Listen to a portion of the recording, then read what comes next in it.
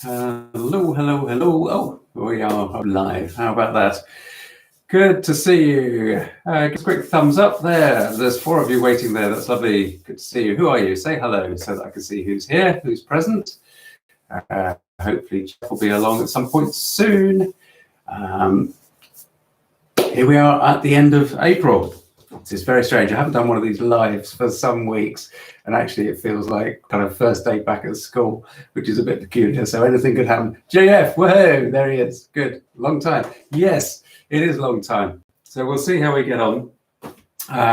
Who else is there? God, there are 6 of you there. Sean, hello. Steve, good to see you. Yes, well, I'm not sure how often we're going to be doing them, Steve, but hopefully at least once a month. That certainly would be the aim, and I want to continue doing it. David, hello, thank you very much. Had a lovely birthday. Had last week off. Birthday was Monday. Wonderful, thank you. So, what has been happening since we last were together? I have to say, do you know what I've done since we were last doing a live? I've done quite a lot of Zoom meetings. And obviously on Zoom meetings, I can see everybody that's there. And now all I can see is your names. And I forget what that's like. It's a very different experience. Tammy, good to see you. Can't type, but I'm listening. Okay, that's fine. That's absolutely no problem at all. So give us a thumbs up for those of you that just joined. That would be great. It helps tell YouTube that actually you do like what we do here. So that's wonderful. Now then, the usual bits and bobs. This is a meandering chit chat today. So even though I write some notes and write some bullets about what we're going to cover, we frequently don't go anywhere near what I write beforehand. So very much meandering. And for those of you that can type, do set up your questions in the chat anytime you want to. We're going to be talking about all things dowsing, all things pertaining to life, the universe, and everything. Hello, Martin. Good to see you. Lisa, good to see you. Barbara V. Hello, Barbara. That's nice to see you. Good. Well done. Glad you made it. All things pertaining to dowsing and living from the sort of spiritual perspective. I don't know why I put a sort of caveat on that, but it's living from a spiritual perspective.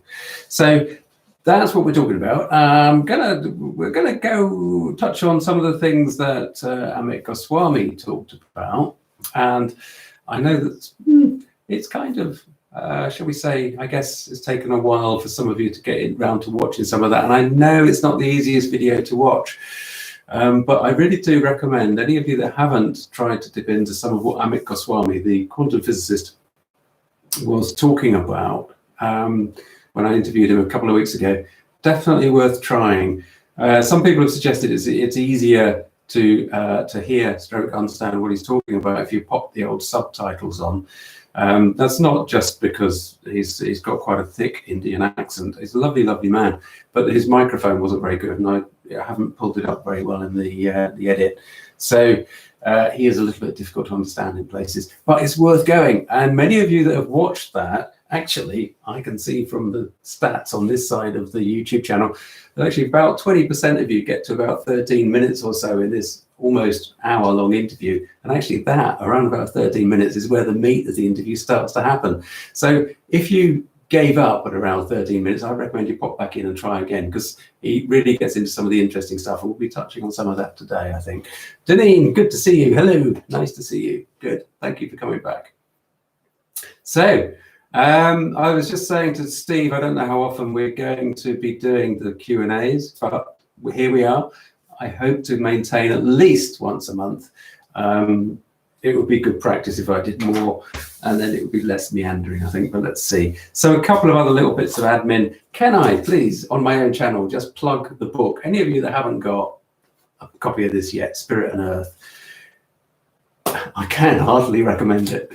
Co-written with my mate Adrian Engleton-Weber.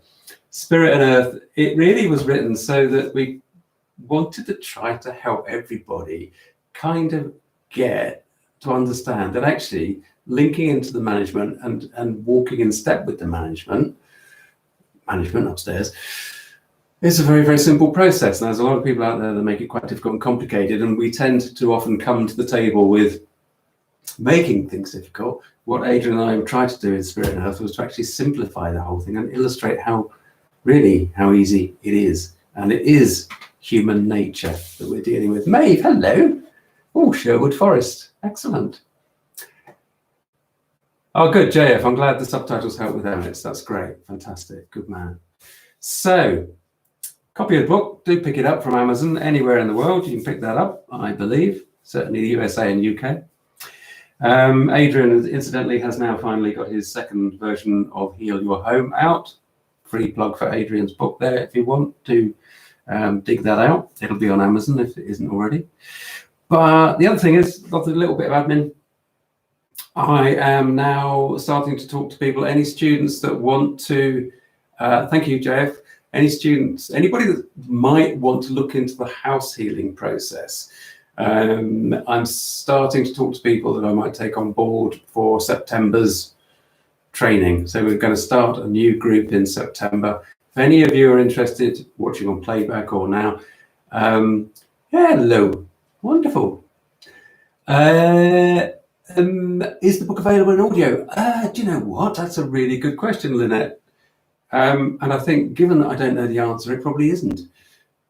We'll look into that.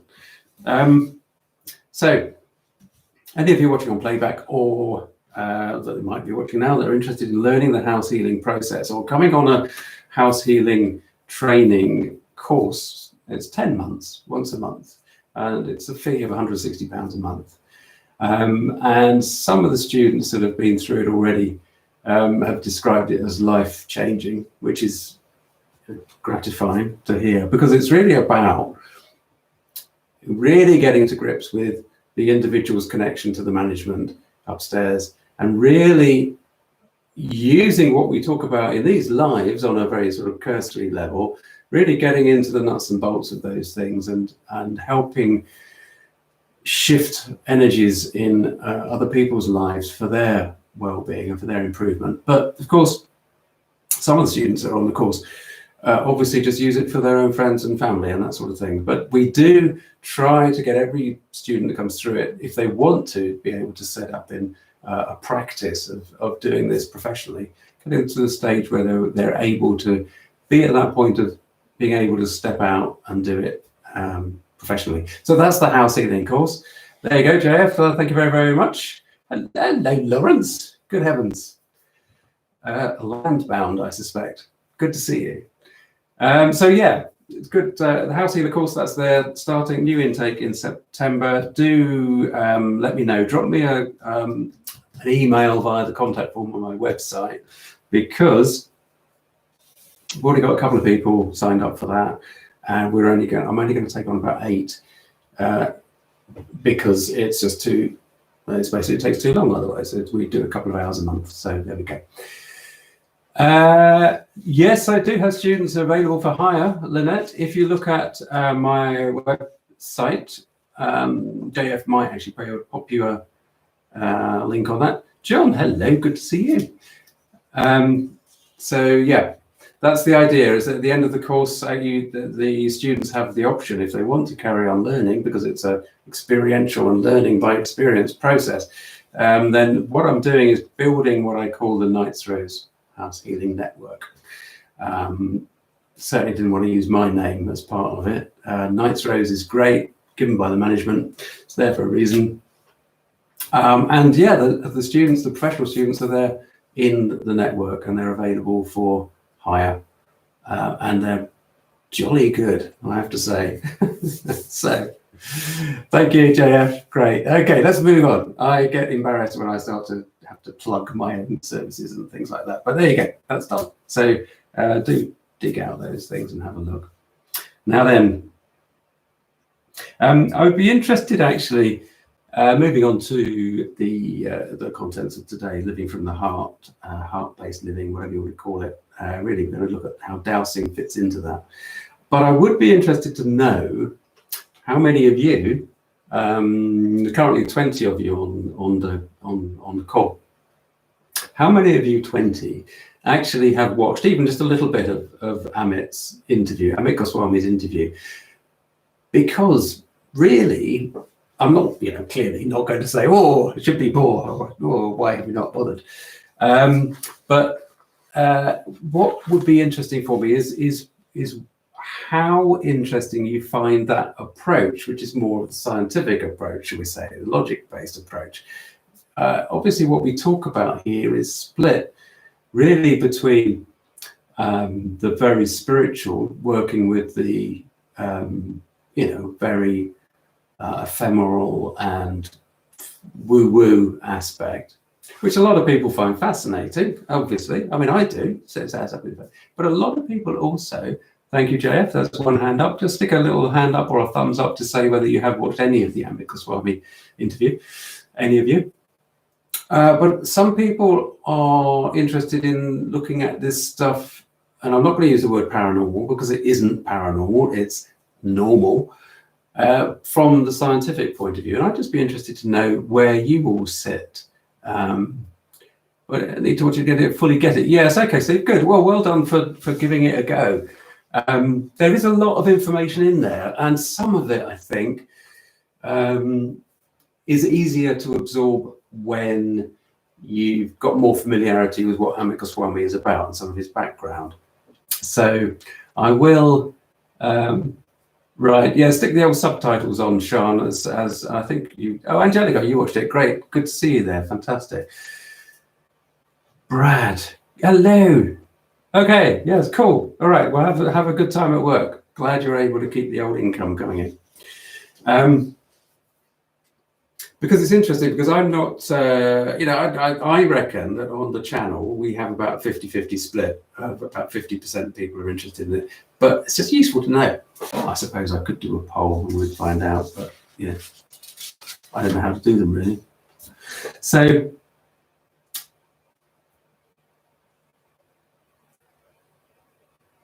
yes, it does.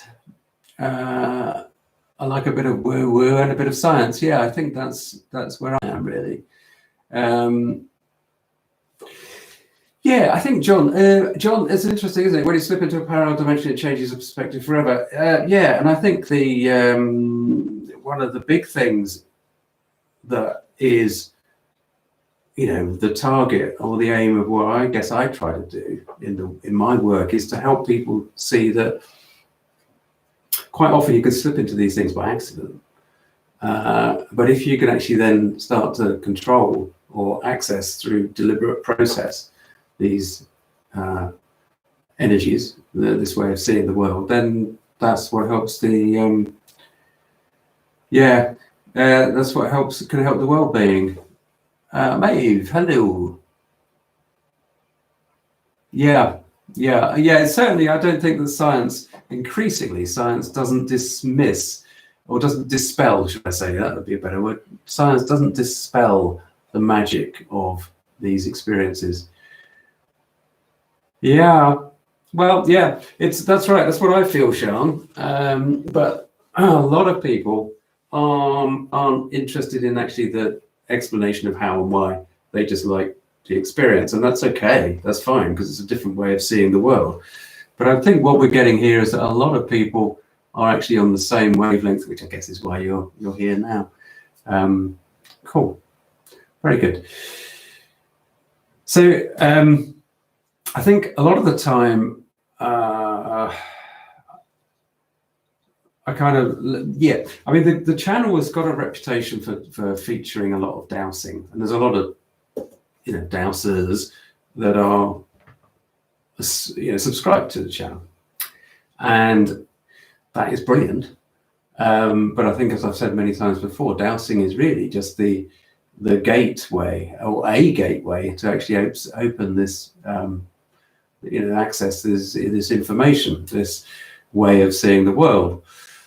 And sometimes people get a little bit upset when either other people or I've mentioned it in the past that dowsing really is only step one on this amazing pathway, an amazing potential that one can access. And sometimes, it's not for everybody either. Dowsing as a process is not for everybody. What the real pathway is doing, even if it starts off being wow and amazing, and suddenly you feel like the world has opened up and you're in, as John said, you're in this different dimension completely. And that can be very unsettling, and it can be an amazing wow. But you know what, the point of it is, as Amit Goswami says, really is to reach wholeness, to reach a point where the different aspects of life actually come together, they combine, so that you function as a complete and whole human being. I use the word human being. I was trying to think of a different word for it, rather, you know, entity or being or substance or energy thing. But it really is about being a human being, fully aware and positioned to be able to function. And you can only be fully aware and able to function if you're actually coming at everything that you experience in the understanding of your position within everything. And that means being aware of the ego self, the human side of self, as much as it does about being aware of the spiritual aspects of the reality in which you find yourself. So one of the things that Amit Swami was saying, and I'm clearly going to be using that phrase a lot in the fourth, you know, either in this live or in other lives to come, I will be forever saying one of the things that Amit Goswami says is, but one of the things that he says is that many of the old ways of looking at spirituality completely dismiss and push aside the human aspects of being alive and present.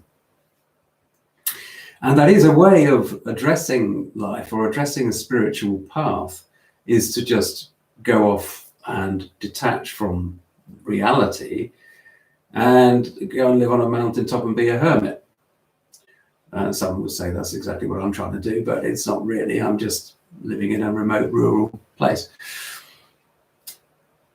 But what is very, very obvious with not only other people's teachings, and I include Amit Goswami in that category, but in the clients that come to me, the people that come to me for to work with me, not necessarily on the house healing, but as house healing clients, there is a huge need to understand the self. And you can only understand the self and feel at ease and be true to yourself if you understand the whole picture, which is what we talk about here.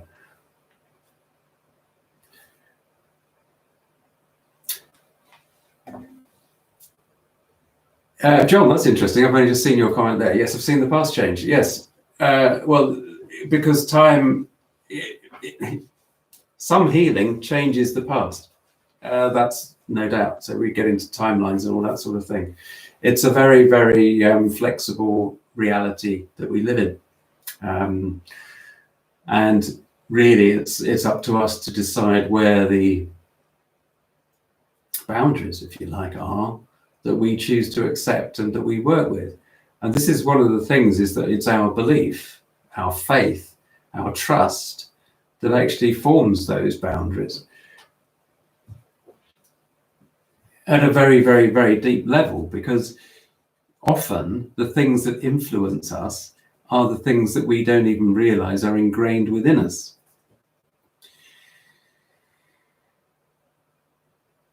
Ingrained within us from our upbringing and from our, process of coming through life and dealing with the traumas that we get associated with as we pass this time up to a certain point, up to the present.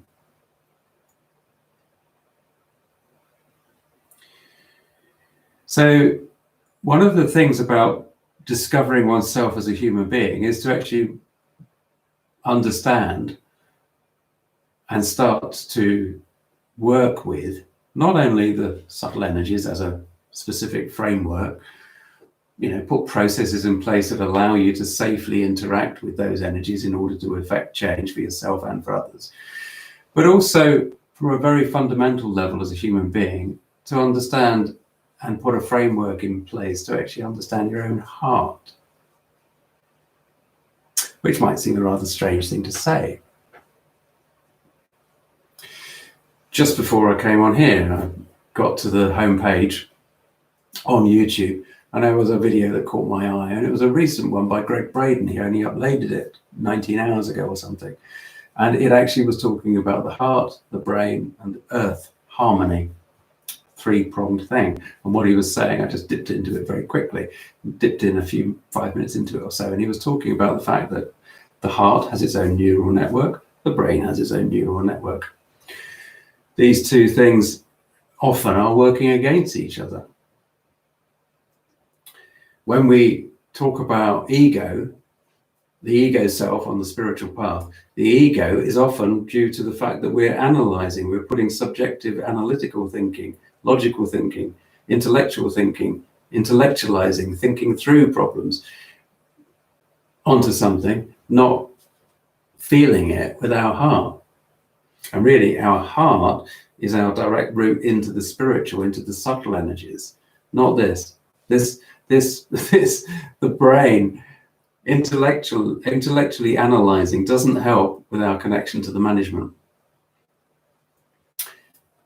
It helps when we look at things from a scientific point of view, when we want to analyze and say, oh, what happened there? Or how could that be possible?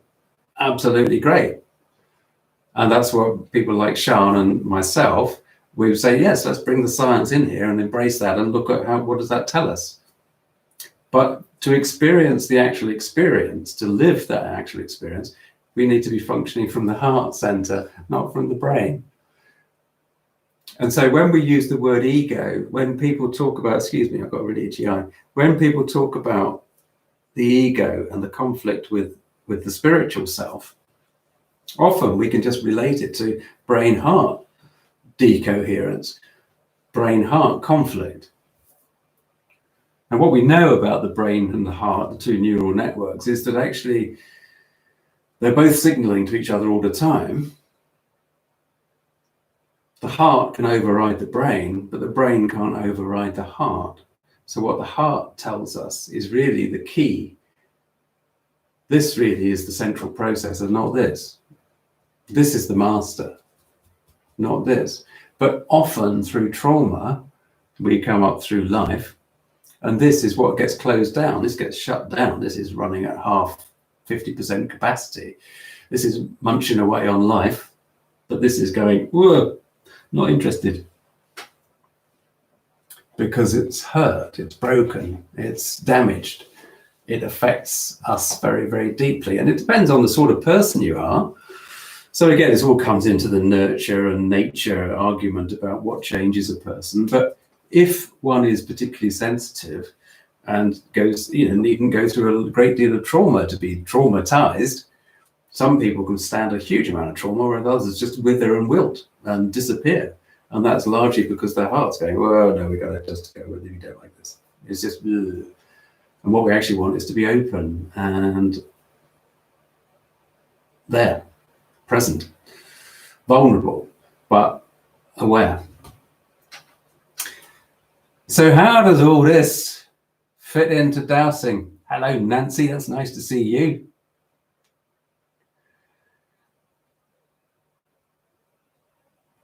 How does all this fit in with dowsing? Well, let's just go back and think about what Mr. Amit Goswami was telling us in that interview. Suggesting in that interview. What he was actually saying was that the spiritual path, the modern spiritual path, a way to start to experience the potentiality of everything around us,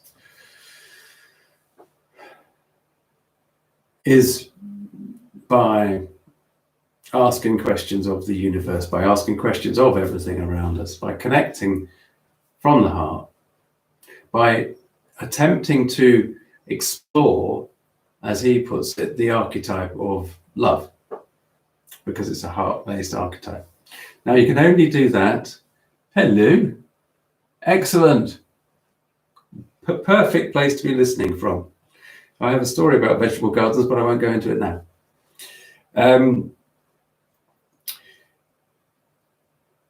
The heart, the love archetype. So when he talks about archetypes, he's sort of referring in large part to Carl Gustav Jung and his analysis of archetypes, so saying that there are overarching, whatever we want to call it, these massive emotional templates that the human being can access in terms of expressing their individual emotions. So love is one of them. Fear, hate, those are some of the less positive ones, shall we say. Love really is the highest archetype to be explored and attained, and that is what will take us on the spiritual path, because love involves all aspects of altruism as well. Now, you can equally say that self-love, there's an aspect of self-love and understanding one's self-worth within the love archetype. But mainly, really, what we're talking about is actually understanding compassion, and compassion for one's world that one finds oneself in. That includes other people, as well as the natural world. Eddie, hello. Hello, not sure you've joined us before. Good to see you. So, dowsing and the love archetype, how on earth does that work? Well, again, Amit talks about the process of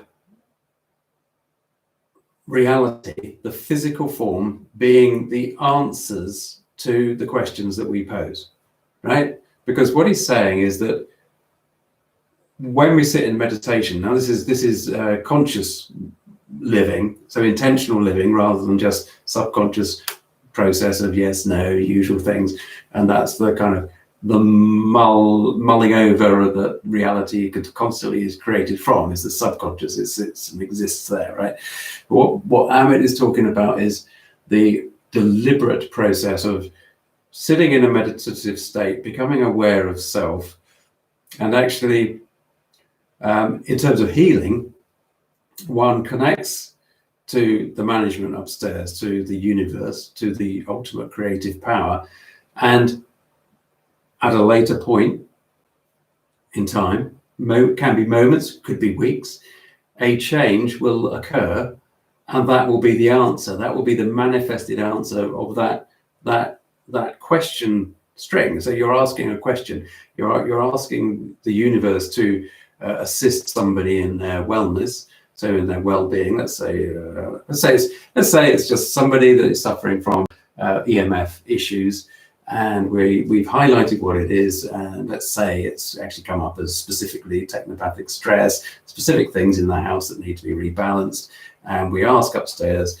and there we go, we're asking that to be rebalanced, and then the answer that the universe, that God gives, God, let's stick to the universe perhaps today, the universe gives is whatever they experience, right? So we have asked a question, we have said, can we please do that and bring wellness to that person by rebalancing this particular thing? A little bit later, something changes in their life. That is the answer that the universe provides. Now, it's not going to necessarily be like, zing, there it is, changed.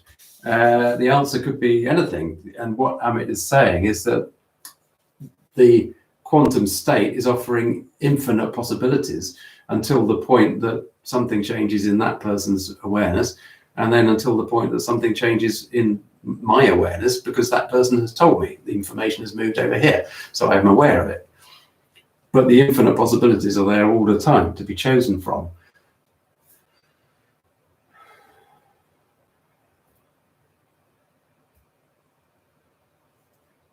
The more heart-focused we are in making our choices, and the less, might seem a bit peculiar, but the less brain and intellectually focused we are, then the more the likelihood is that the result of the action will be positive. Why do I say that?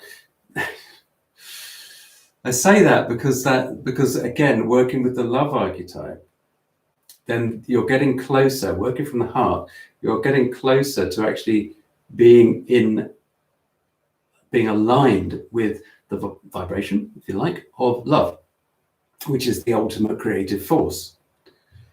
Using this, you're not in alignment with the love archetype. You're disconnected. So when we sit down and analyze something, we're not in the love archetype. We're not expressing in any form our ability to be on a similar vibration to the loving creative force that created everything. But if we're going with from our heart, if we are expressing compassion, if you think about somebody like Mother Teresa, almost, I mean, I don't know, did she always, 24 hours a day live from her heart? One thinks so. Amazing capacity for compassion. And any of the great healers. Even somebody like Matthew Manning, the British remote, in fact, he doesn't work remotely, he works physically on people. For all his faults and all his faults that he recognizes, he's working from that love archetype, from that heart-focused point in his healing. Hey, Jenny, good to see you.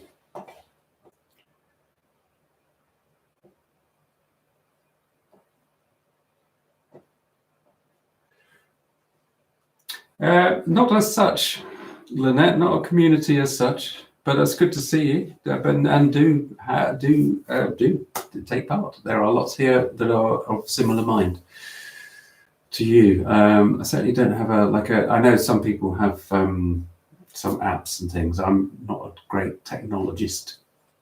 Rick, brilliant, good to see you. Nice to see you. Arkansas. So when we're so when we're dowsing,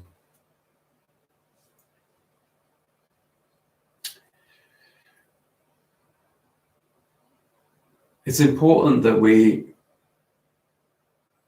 are in that dowsing mode, as I would call it, that meditative state, because that's getting close to the heart state.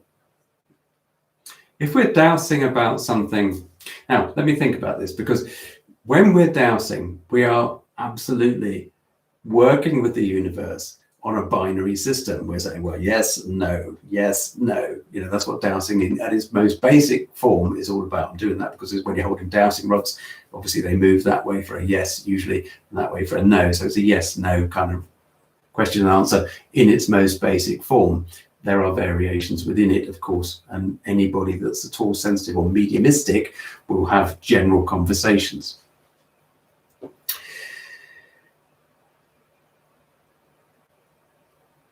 Yeah, so that's exactly right. So the heart focus is positive, and everything. What we tend to try to do, for those of you that aren't dowsers or haven't yet sort of tried it, what we try to do, we suggest, is that every time you do a dowsing session, you actually do the protection, you do a bit of psychic protection, and you set your energy so that you are working for the utmost good. And this is what Sean's saying here, really. Yes, exactly. Yeah, it's similar lines, David, exactly. And we love Bruce, don't we? I mean, it's great. So, and all I'm really trying to do is to link this in actually with dowsing, because we here on this channel are known, it's a dowsing channel. Most of the content is about dowsing. And some people will say, well, why do you talk about the spiritual stuff when it's about dowsing? It's about, let's get out there and find something.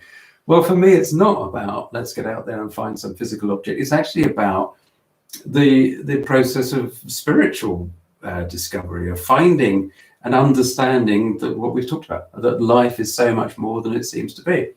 So where was I? So when you start dowsing, you try to get yourself into that lovely place of alignment, which is as close to the love archetype, the love vibration as you can. And you're dowsing from that point. And obviously, because you're asking yes, no, fundamentally yes, no questions, then you're giving the universe a very good opportunity to come right back at you with yes or no. directly answering your questions. But it's all about choices, because the no's, when you get a no from the universe, that's the universe, God's decision. That's their choice. If we relate this back to the healing example, I hope I'm kind of keeping you on the track of where my mind is flowing, or where the flow is taking us today. But if we go back to that healing example, then the answer from the universe, the choice made by the universe, what happens to the client in terms of that technopathic stress issue? If we ask, can we rebalance that item, and they say, yes, we can do that, that's fine. And when it is rebalanced, that is the choice of the universe. God is making that choice. It's not us. It's not us. It's not ego. It's not us. It's not even this. It's the creative force of the universe. That's the beauty of the subtle energies in which we live. The potential for change. And what we do as dowsers or therapists, or whatever you like to do, but even if you're not involved in that aspect of work, even if you're just living day to day and want to find your own peace and well-being, is that you are making your choices based on what the universe is presenting to you, right? So it's you making the choices in that instance, rather than allowing the universe to make the choices. If you're bumbling along, this is what I'm saying, if you're bumbling along not a very happy bunny in your life, or you find that you're, let's say it's an emotional issue, let's say you're constantly angry, you've got an underlying anger energy that's there, probably because you've been severely wronged in the past or something, and that is sitting there as unresolved energy,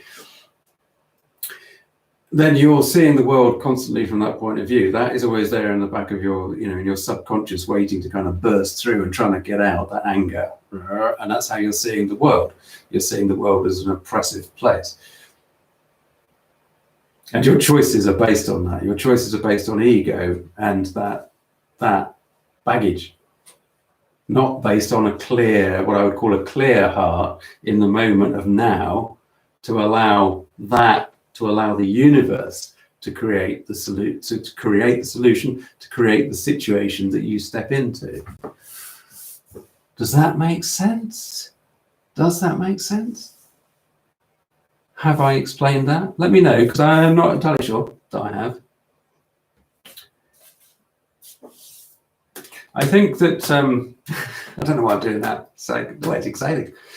Let me know, anybody. I'm not going to pick you up. I'm just not sure whether I've actually made sense or not.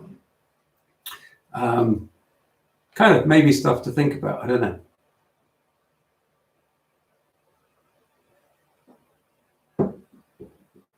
Well, there is that. Yeah, Rick, there's a definite, kind of specific for that anger. Okay, right, fine. So it makes sense. Okay, good. Excellent. Okay.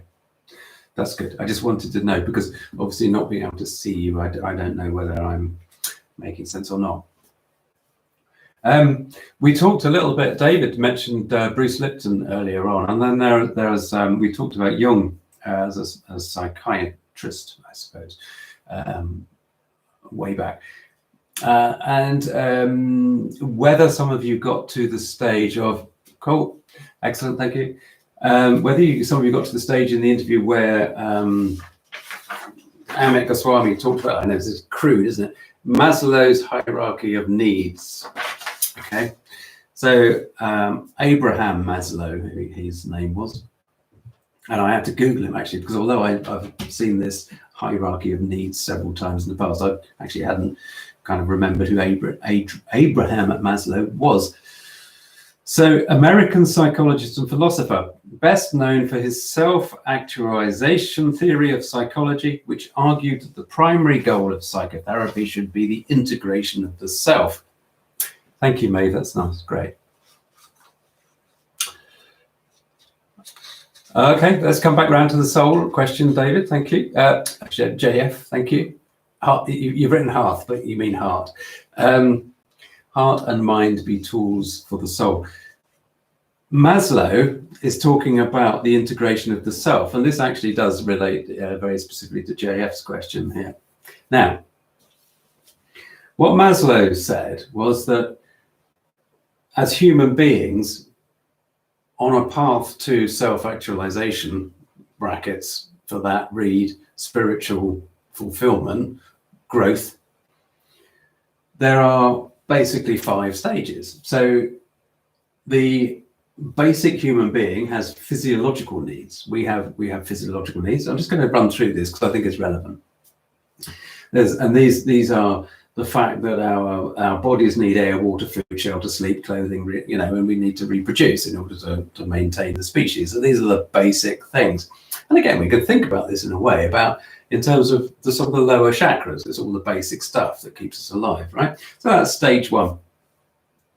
As you develop, you've got all that. That's all you've sorted. That's we're all okay. You've got the physiological needs. You've then got safety needs. So you need personal security. These days, you need employment, resources, and health, and property. So somewhere to keep you nice and warm, and all the rest of that, right? So there's the safety needs. Then there is the next level up, which is where we start to get into the non-physical things in terms of this one being love and belonging. So this is a state of being for the human being, stage 3, where we get friendship, intimacy, family, and a sense of connection.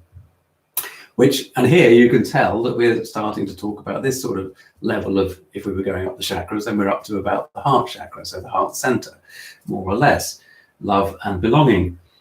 Then we're going to get into esteem. Now, this is quite an interesting one because this comes into ego, which is esteem is about respect, self-esteem, status, recognition, strength, and freedom.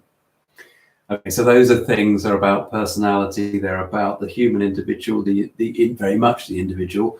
I'm not saying they're necessarily things that on a spiritual path, they are the goal in themselves, but self-esteem, status or recognition, strength, freedom, these are not qualities to be belittled. Used in the right way, those are very powerful, positive aspects of self. When we talk about ego and spirituality, we often say that ego is can get in the way of the spiritual path. But we're just saying that ego is a part of the spiritual path. That's what we're saying here today. And that's what this is saying to me.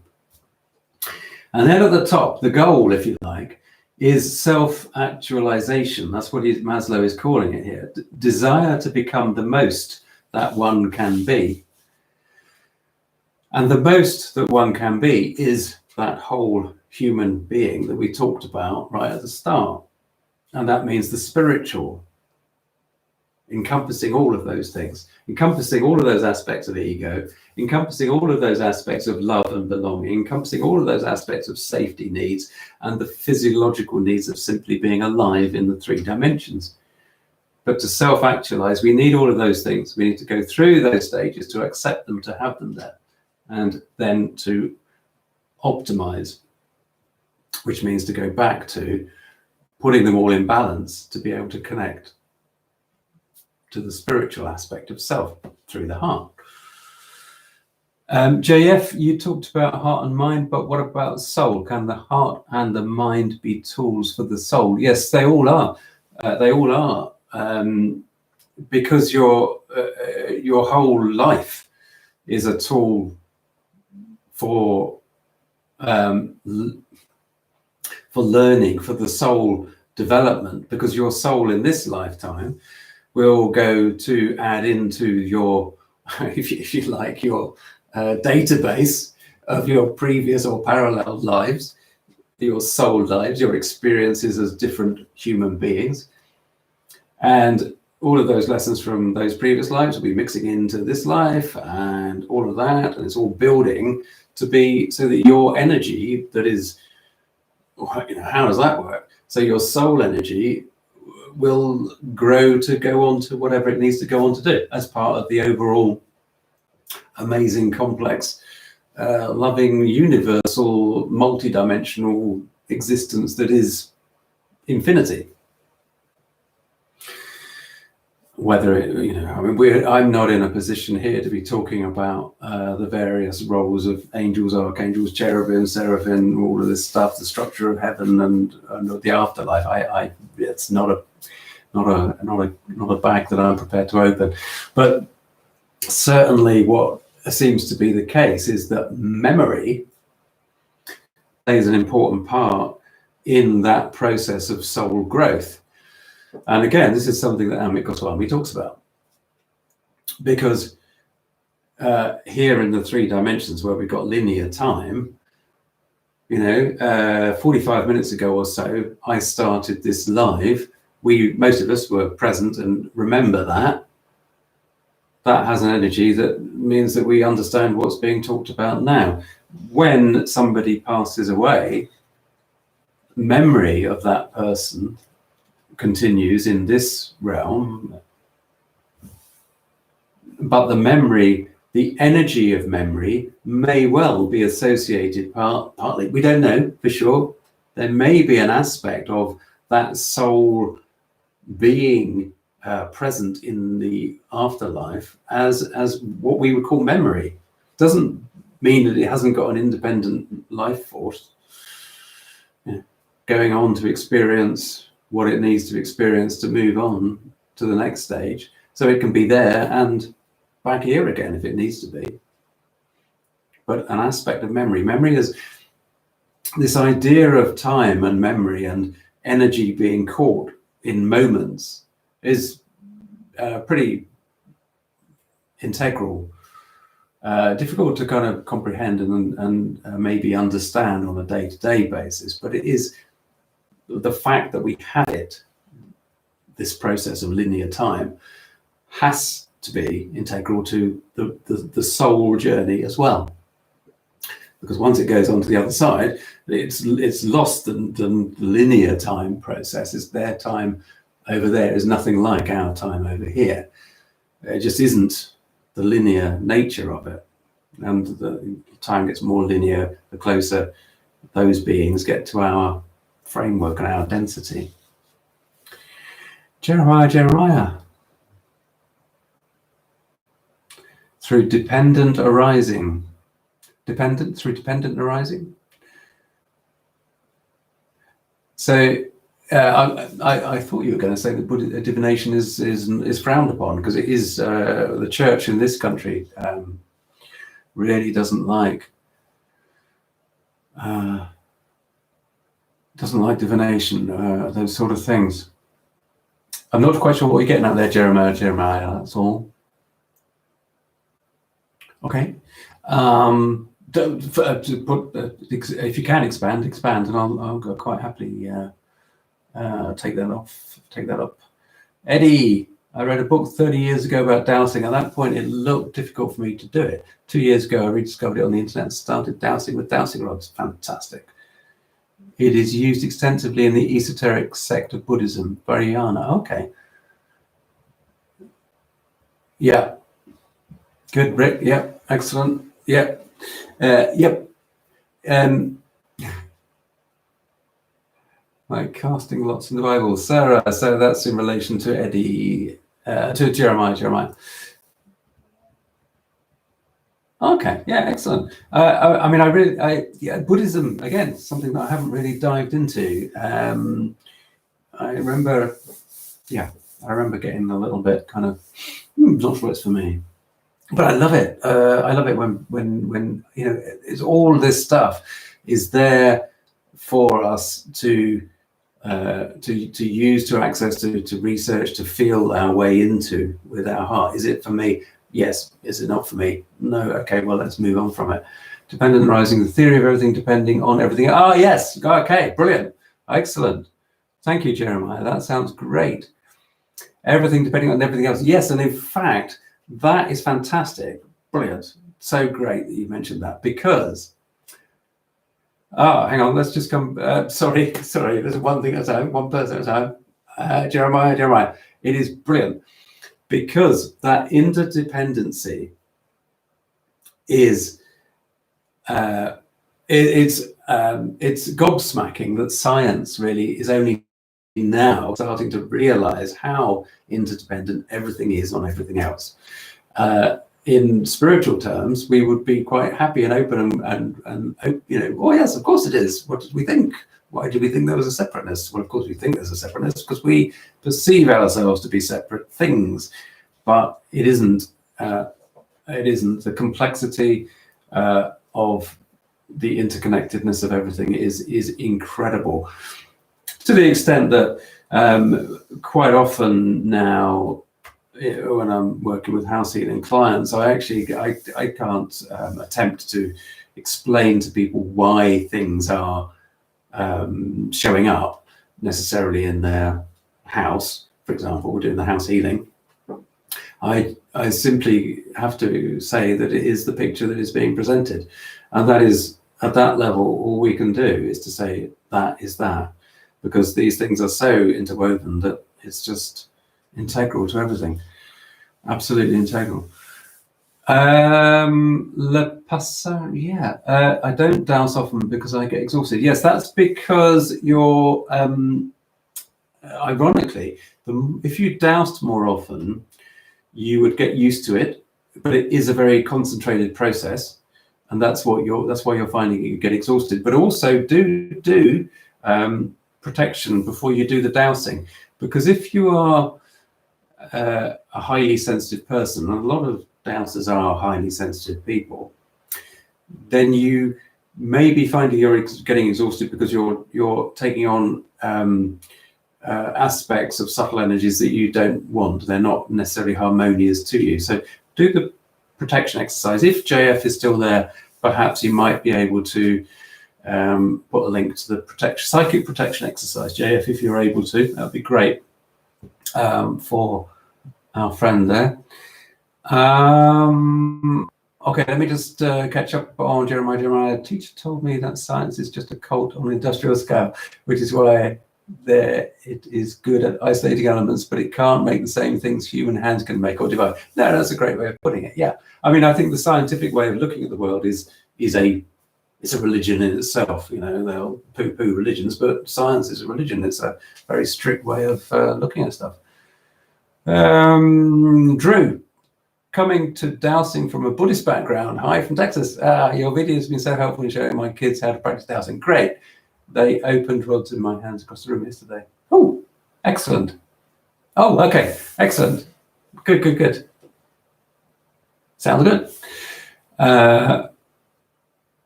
Super.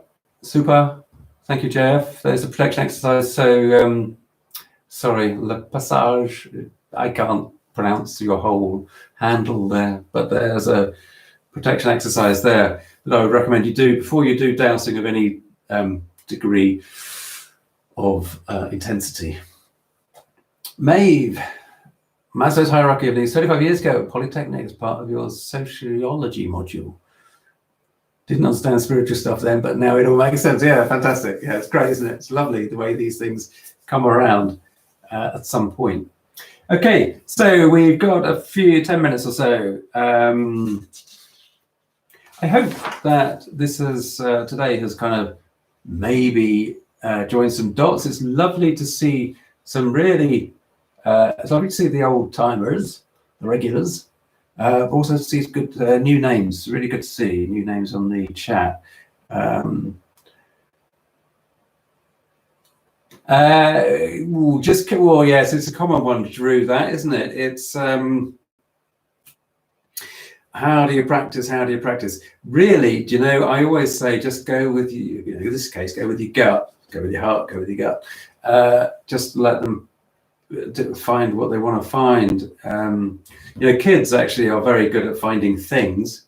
So just get them to play with it. And not be, just to get them to feel comfortable with it.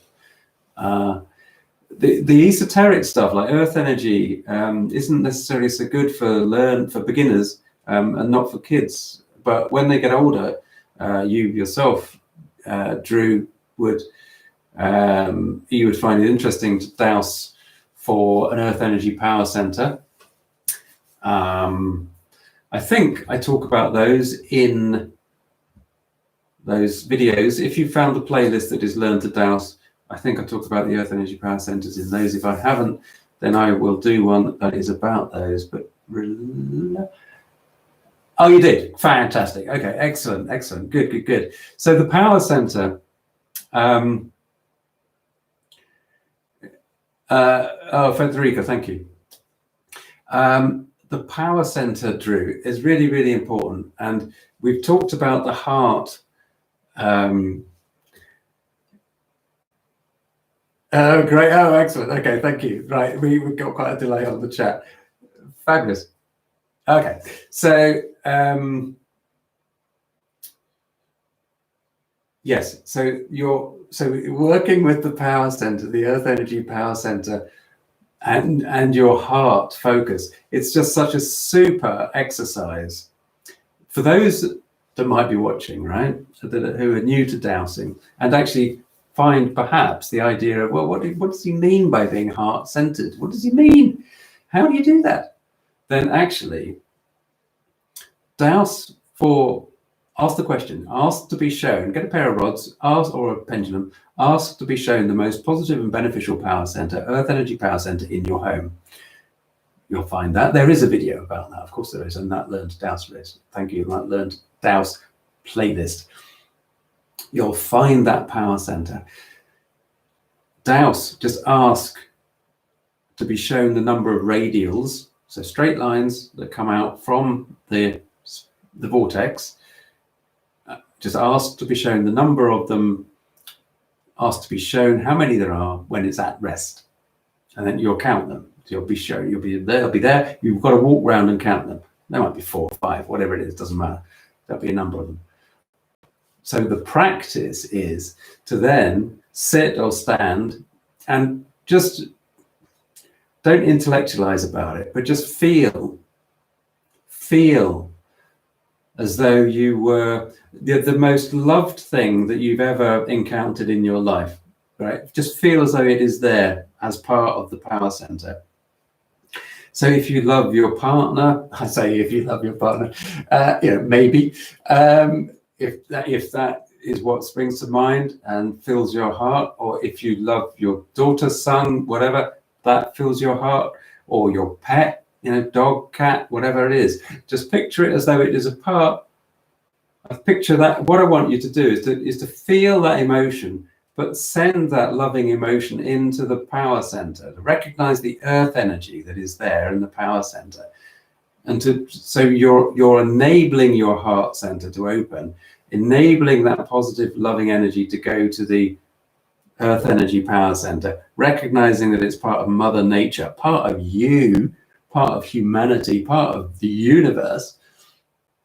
And just do that for 30 seconds, 1 minute, and then ask again to be shown how many radials there are at that power center now after you've done that, and you will find that it has multiplied.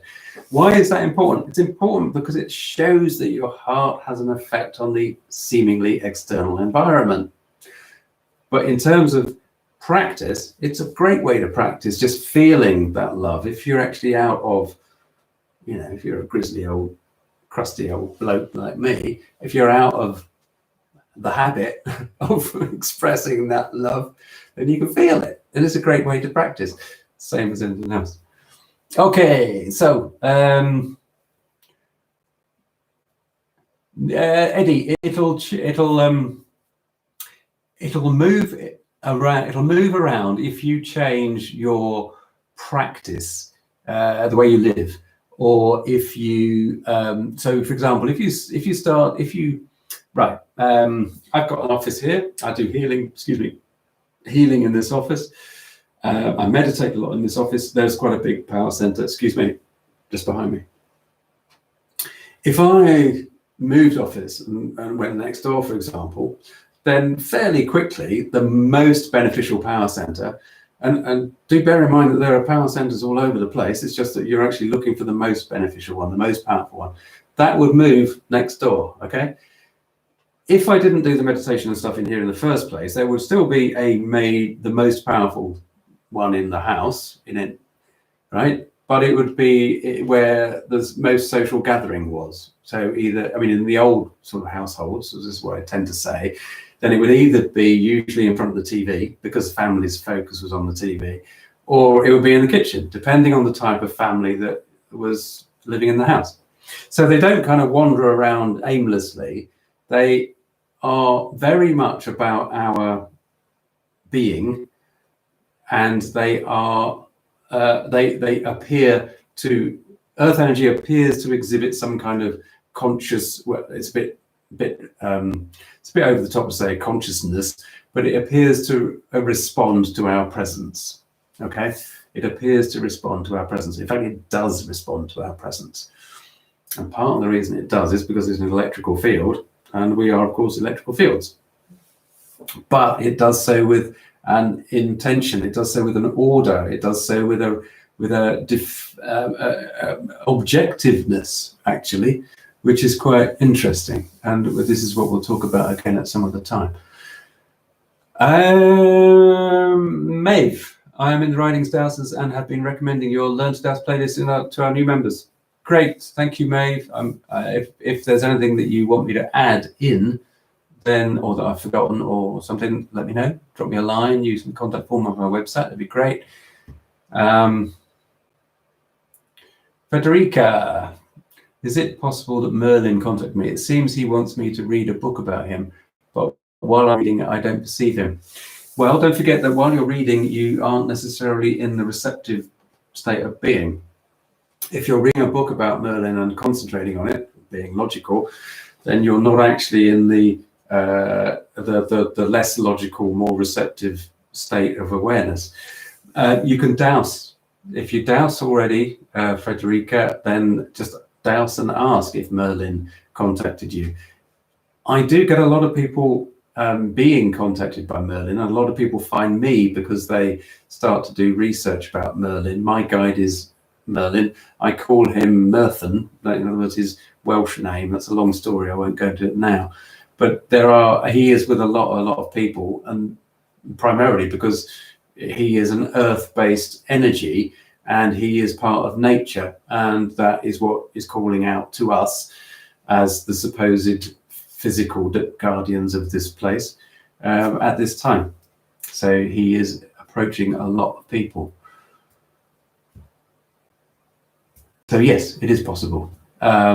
You simply ask the questions. If you've got questions like that, ask upstairs.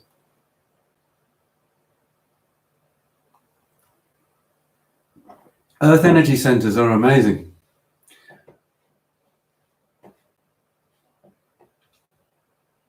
Just reading your comment, Drew. Thank you. Heart-centered is familiar to us. Having tools to show the energies working with is newer to the kiddos. Great. They could see that they could move rods I was holding through sending love. Yeah, brilliant. Brilliant, brilliant, brilliant. That's what it's all about. Those youngsters, you know, get the youngsters familiar with it, which is what you are doing. And Earth energy will very soon. Sorry, JF. Just laughing at your finally. Bless you. Thank you for looking for that. You should have asked me. I could have told you to look for the one with the red carpet on the thumbnail. Cool.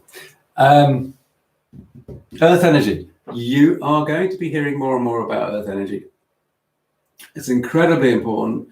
And I'm going to go back maybe later tonight or something and watch that Greg Braden video that I started to watch, because I'm wondering whether he's actually now finally got onto the Earth energy aspect of life. If he has, that's going to be great. That's really exciting. It's about time. It's really important for all of us, because it is one of the ways that we will be able to affect change in the environment in a very passive but a very effective way.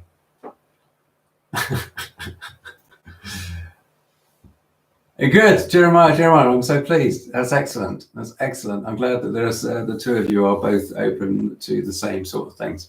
It's quite difficult when you've got a partnership that isn't. So one of the things that I will hopefully do, I'll do a little video. I hope to do a little video about labyrinths, because labyrinths, in terms of sacred space, I'm going to have to draw this to a close in a minute, in fact, very soon. One of the things about sacred space is that earth energy is incredibly important to sacred symbols, sacred space, all that stuff. Labyrinths as a particular design of sacred space, working with sacred space, are incredibly powerful and very, very important in terms of manifesting and in terms of well-being. So I will try to dig something out on all of that side of things, because there are other sacred symbols that need to be discussed as well. So I am going to have to draw it to a close. Any brief last questions that I would be very happy to respond to. Thank you very, very much for being here. Thank you. Yeah, they are, Jenny. They're amazing. So thank you for taking the time out to listen here today. I can't tell you when the next one will be. We will have one in May. So build up your questions. Sorry, JF, no. Have a nice time, Lawrence.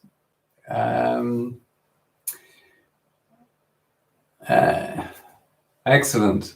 Good to have you there, Drew. Thank you. I'm glad it's all been useful to everybody. Okay, Deneen, good, cool. Okay, so I will go now and see you next time. I'll publicize, I'll post when the next live will be. Tess, oh, great. Good to see you. Glad you're there. Take care. Thank you, Jeremiah. Jeremiah, that's very kind. It's a big topic, JF. It's a big topic. Okay. Thanks, Martin. Take care. Good to see you guys. Bye. Click the thumbs up before you go. That'd be most helpful. Thank you. Bye-bye. Bye, mate. Hang on. Where's the button? Bye.